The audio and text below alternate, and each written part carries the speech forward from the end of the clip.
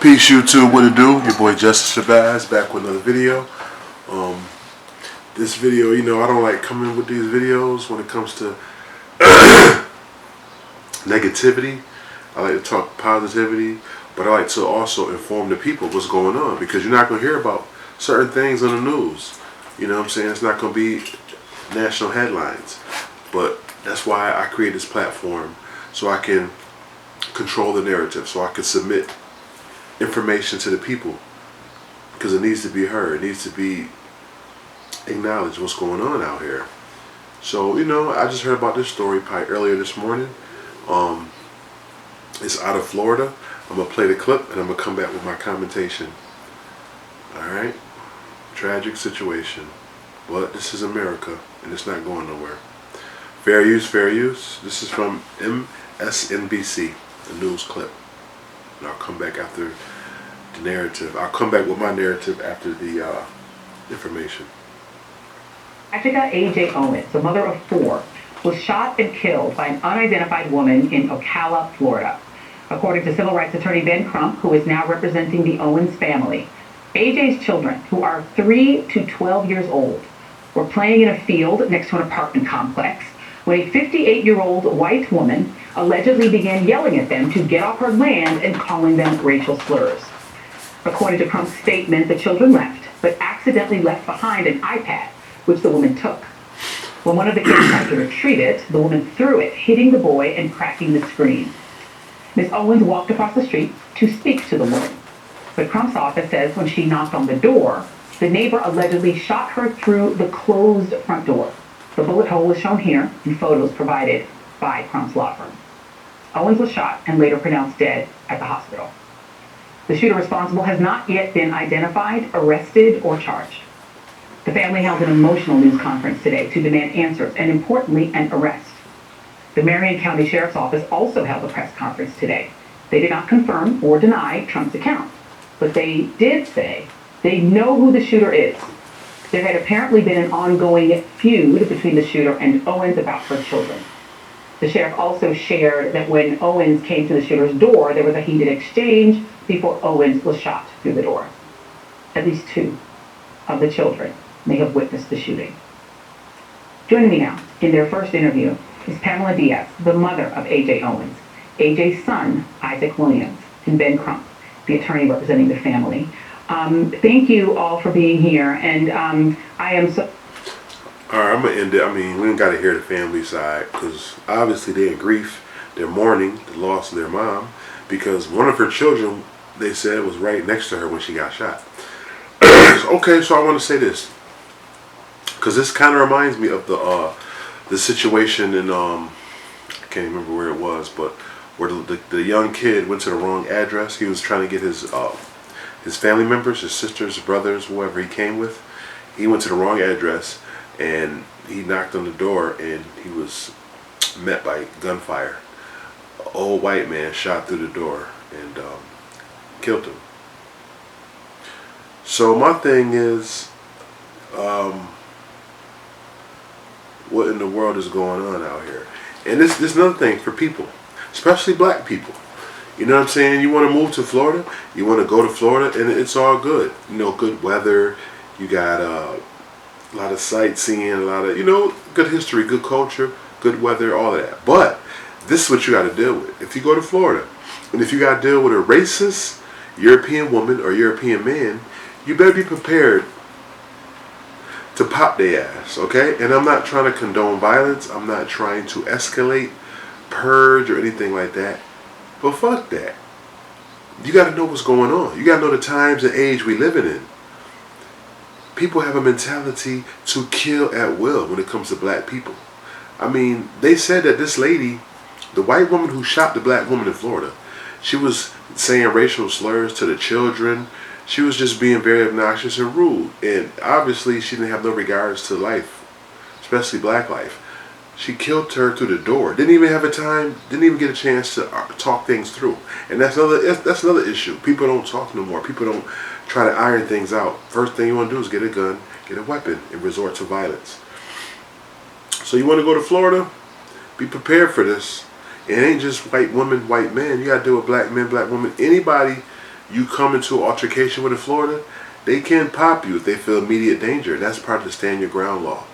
If you feel immediate threat or danger for your life, you can shoot someone with intentional maliciousness to kill them.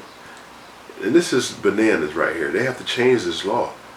If I move to Florida, I'm definitely going to get me some weapons if I ever go down there. And I will make sure I keep that hammer on me, because I'm not going out like that. How about, I'd rather be judged by 12 than carried by 6. And right now, she can't be judged by 12, the black woman, because she's dead. You know what I'm saying? And this is my thing.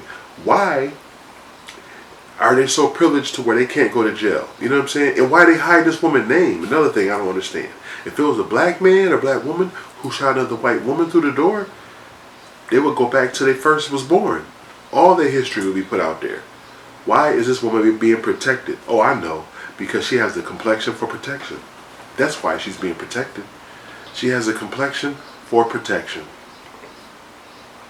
And if I was living in Florida, I think it was Ocala, Florida, I would protest and rally and march to the police department and demand them arrest this person. Because the woman's family can't go home and see their mom no more. They can't. All they're doing is grieving and mourning and, you know what I'm saying, emotions. While this white woman gets to sit at home after taking a life, you know what I'm saying, she gets to relax at home. But, you know, guilt probably going to eat her up. And I think they said she's a 53-year-old woman. This is just sad, man, to let you know what time we're living in. And there's no repercussions. And when it comes to black life, there's no repercussions, there's no consequences for taking a black life. And it's pretty obvious now what's going on. It's sad, man. Days and time we living in. But like I said, you got to get yourself together, black man, black woman. Arm yourself, prepare, because it's an all-out attack when it comes to us. And it's pretty evident right now with all these shootings, all these crimes against humanity. Yeah, okay, this is what I was looking for. April 13th, the other shooting, the dude name was Andrew Lester. He shot through the door. And that wasn't even the end of it. He shot through the door and, you know, struck the black young man. The man fell. He gets over him and shoots another shot. That's premeditated murder. You know what I mean? And this guy, his name was Ralph Yarl, 85-year-old. You know? So that just lets you know when it comes to protection, complexion for protection, if you don't have the white skin, you're not protected. And they'll even make a case for you if you're European, you're elderly.